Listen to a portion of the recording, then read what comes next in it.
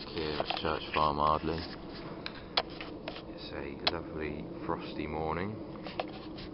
I don't know what the temperature got down to last night, but there's a little bit of frost. Don't know if you can see that on the tent.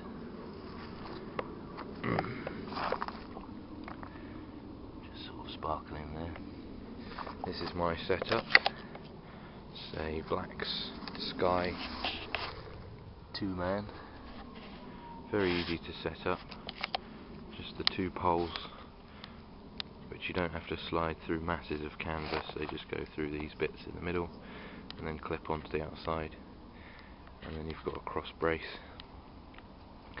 We've got Paul from CB Outdoors over here in his little tunnel tent. Ben from Firestone Bushcraft in his little 2-man. And over there is the parachute, where we've got 4 other guys sleeping. There seems to be smoke coming out the top, so that's a good sign that someone's got a fire on the go. In fact, I think everyone's up except for me. I've just woken up. So much for an early start. The sun's quite high in the sky. We had initially planned to extend the edges of the parachute down either side, or all the way around I should say, using everyone's tarp. That way we could all sit sort of inside and then retreat back to our lean-to shelters around the edge. The idea there being that we would have a big fire in the middle. It would be turned into a giant room that would be kept warm all night. But a couple of factors scuppered us in that regard. First of all, Nick, November Kilo 113, had to come all the way down from Preston because his coach was late. He was delayed in getting here, and because there was a lot of mud on the field, and we didn't want to tear the field up anymore for the farmer, we had to carry everything up by hand. So by the time we actually got the parachute set up, it was pretty dark. So rather than go for the original intended shelter situation, we've kind of gone for plan B, stuck a few people in there, and whoever had tents as a plan B has just got them out. And so that's an example of why it's always good to have a plan B. I'm going to get some breakfast on the go, and I'll speak to you later. So let's go and have a look, see what the guys are doing. We stuck this tarp down to whack all the gear on because we'd just lugged it up from the field. This is just an IPK ground sheet that we've put a few eyelet holes in just to try and keep a bit of wind, because it's coming straight through here last night. We've got the parachute guy lines. It's just a bit of wood that's been here for ages. Got a couple of other guys in the 4x4 there. That's really got some frost on it.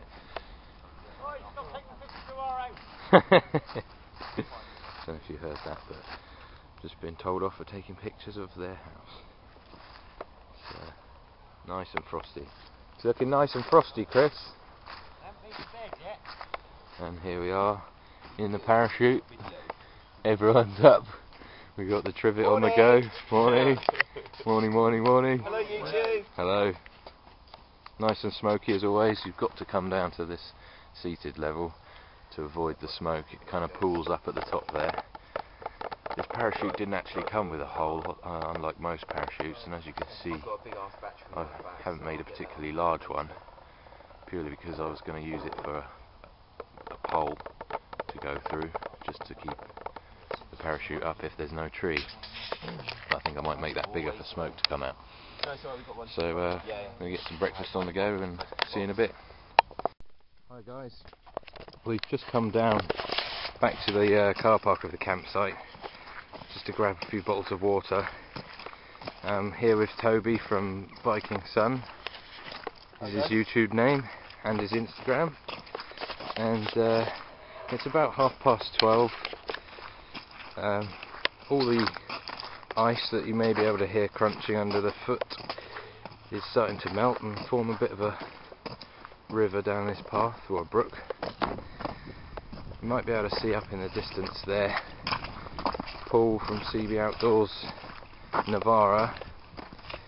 We managed to get up to the top of the woodland, which is just to the right over there, but it was pretty hard going even in that, and we didn't want to tear the field up, because the landowner wouldn't be too happy about that.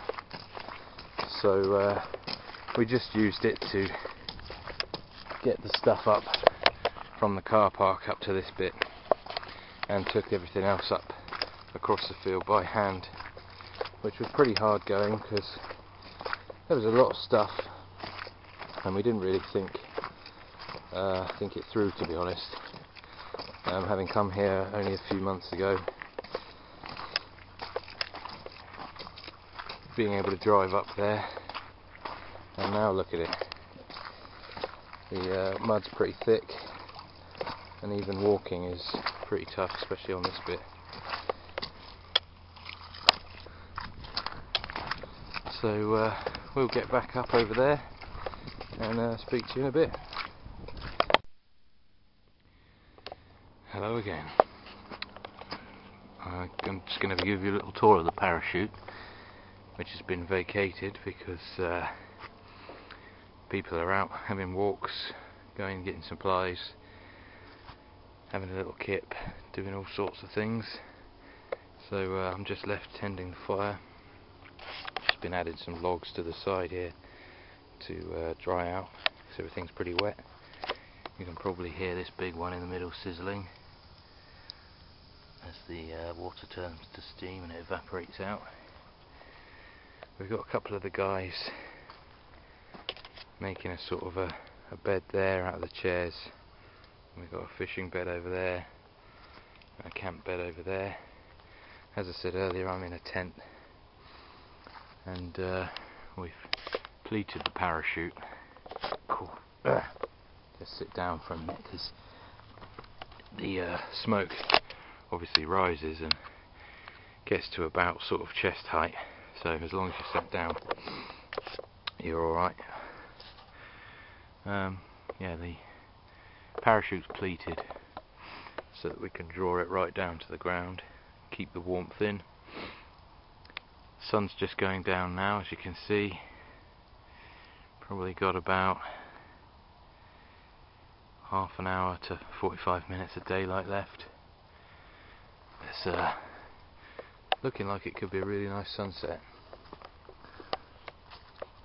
Paul from CB Outdoors is over there, getting a little fire on the go, and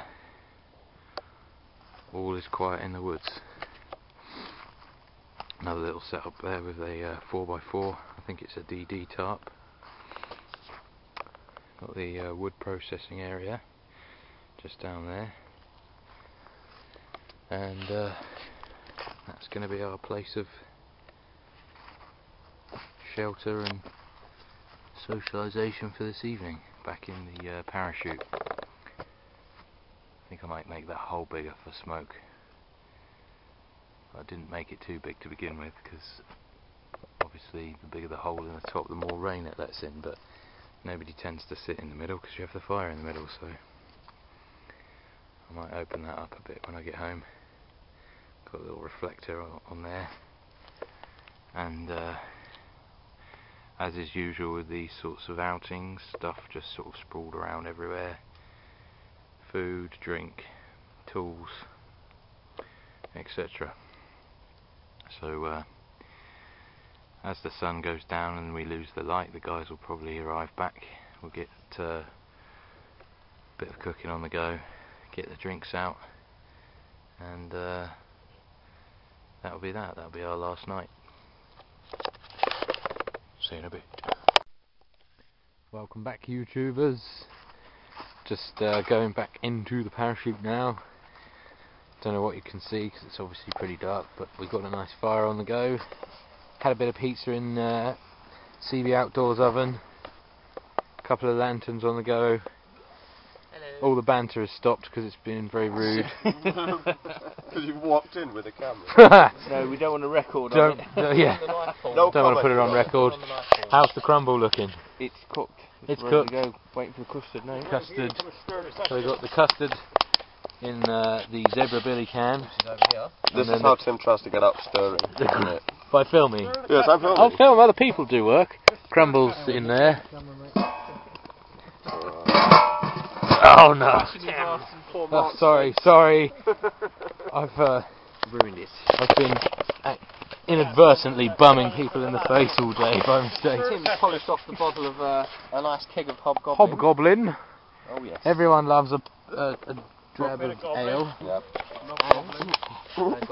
And in the goblet. I knew something like that was Cheers. going to come up. Right. Cheers! Cheers. Cheers, one and all. Where's your goblets? Get your goblets. Get your goblets out for the viewers. Goblets! We need to have a picture. Raise 3, 2, 1, Hobgoblin! Cheers! Oh! We definitely need to have a picture of all lines. And you need to practice that. Yeah, just somewhat. Oh, that was like...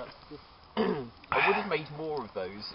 We're supposed to have beer and it's supposed to slosh over the side. Yeah, that's it. Yeah, you got to fill them up. I didn't know everyone who was coming was coming. So I feel like I should be wearing a Viking helmet.